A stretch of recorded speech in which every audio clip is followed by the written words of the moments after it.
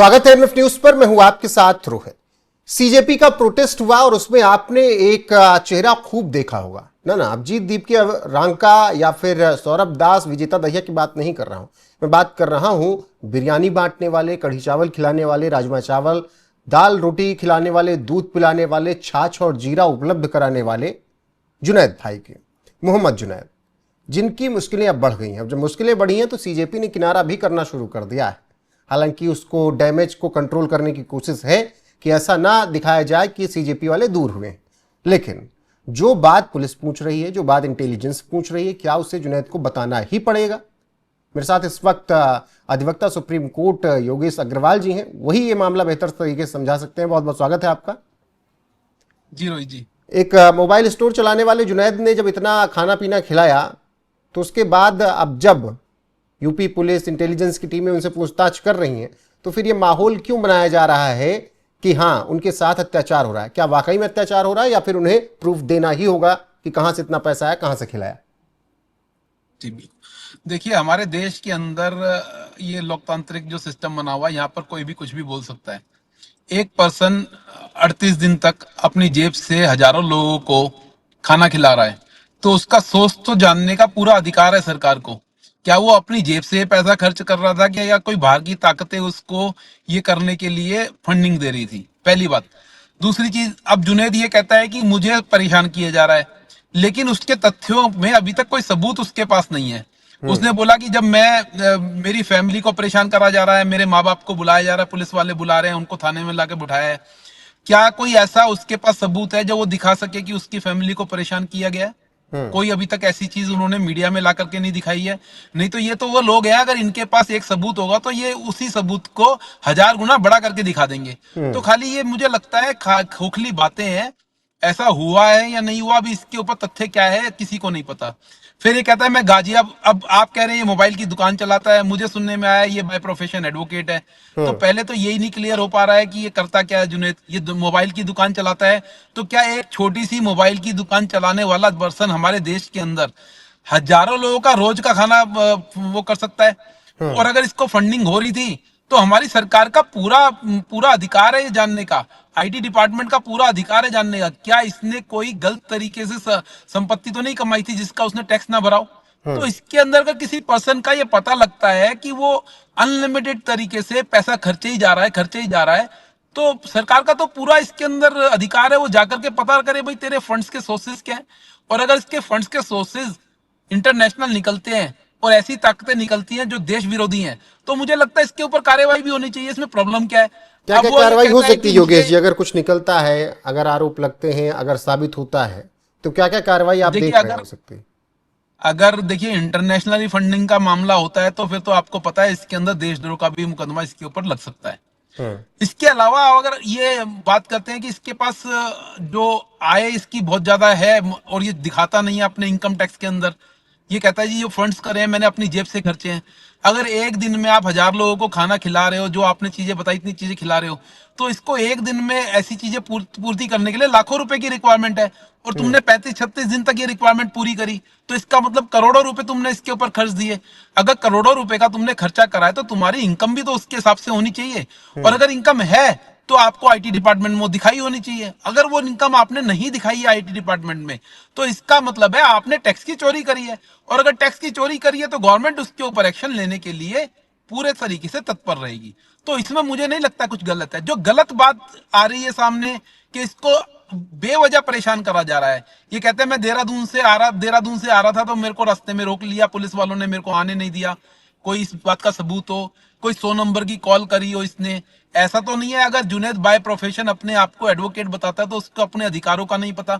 उसको तो ये तो पता होगा अगर कोई गलत तरीके से उसको रोक रहा है, अगर रास्ते में उसको रोका जा रहा है, तो वो 100 नंबर पे कॉल करे, पुलिस को बुलाए, देखो जी मेरे को, मैं आम नागरिक हूँ और मेरे को ये काम करने से रोका जा रहा है। अगर उसकी फैमिली को किसी ने, पुलिस वाले ने परेशान करा है, उसने वहां से 100 नंबर की कॉल करी हो, कोई तो ऐसा सबूत होगा जिससे वो दिखा सके देखो जी इसके साथ जाति हो रही है। खाली खोखली बातें करने से जाति नहीं होती। अब वो सुप्रीम कोर्ट भाग गया है, सुप्रीम कोर्ट जाकर के याचिका लगा दी है। क्या ऐसी याचिका का क्या आउटकम होगा, कोई कुछ नहीं कह सकता क्या आउटकम होगा। एक पर्सन, फिर तो ऐसा हमारे देश के अंदर हर बंदा उठ करके मुंह उठा करके सुप्रीम कोर्ट चला जाएगा। सुप्रीम कोर्ट के पास और तो कोई काम है ही नहीं। यही करने के लिए बैठी सुप्रीम कोर्ट कि पुलिस वाले ने उसको रास्ते में रोक लिया, उसकी फैमिली को परेशान कर रही है। तो नीचे की अदालतें कहाँ गई?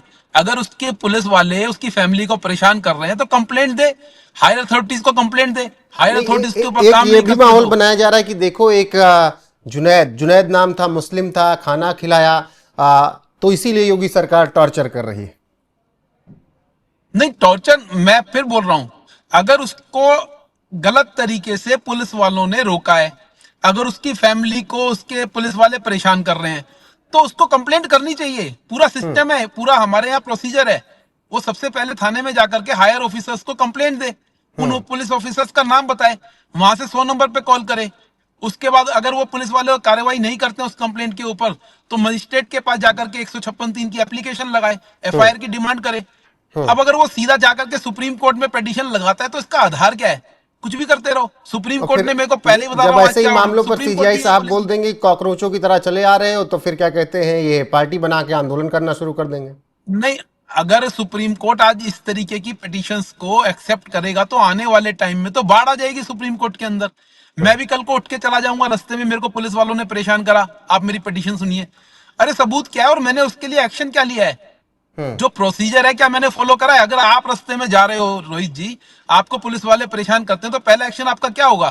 बिल्कुल, आप फोन शिकायत मैं नंबर भी पे दर्ज कॉल करवाऊंगा, करके प्रोसीजर से आऊंगा। आप शिकायत दर्ज करोगे ऑब्वियसली। तो क्या इसने कोई शिकायत दर्ज करी है आज तक? आज तक मीडिया में आकर के तो कुछ भी नहीं बताया इसने, बस ये बोले जा रहे हैं कि परेशान करा जा रहा है, परेशान करा जा रहा है। अच्छा तो योगेश जी, देखिए परेशान खाने क्या? खाने वाली बात पे जब बल्क में ऑर्डर जोमेटो, स्विगी और ऑनलाइन ऐप से आने लगे, तो उसकी भी जांच दिल्ली पुलिस ने, दिल्ली इंटेलिजेंस ने की।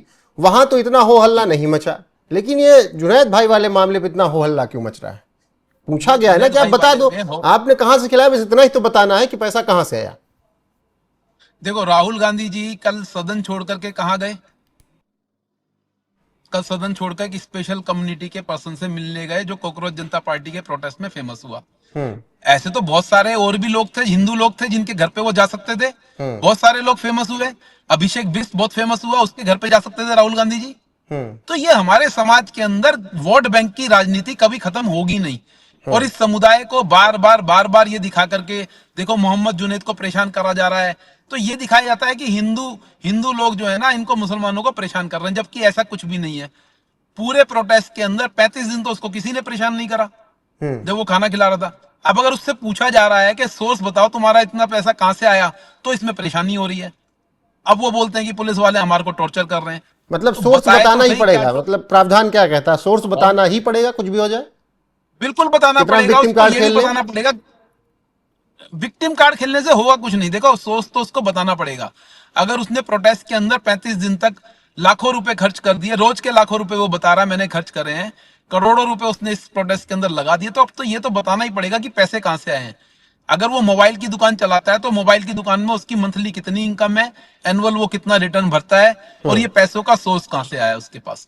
ठीक, अगर वो सोर्स को बताने में सक्षम रहेगा तो हो सकता है कोई कार्यवाही ना हो उसके ऊपर। और बिल्कुल। इसमें कोई गलत भी क्या है? अगर कोई पर्सन पैसा खर्च रहा है किसी चीज में जाकर के और गवर्नमेंट उससे सोर्स पूछ रही है, तो उसको बताना ही पड़ेगा। इसमें बहुत कुछ गलत शुक्रिया नहीं है। आपका योगेश जी, समझाने के लिए इन बातों को। बाकी बने रहिए, जो अपडेट आएगी आप तक जरूर पहुंचाएंगे। अभी के लिए इस वीडियो में बस इतना ही। नमस्कार।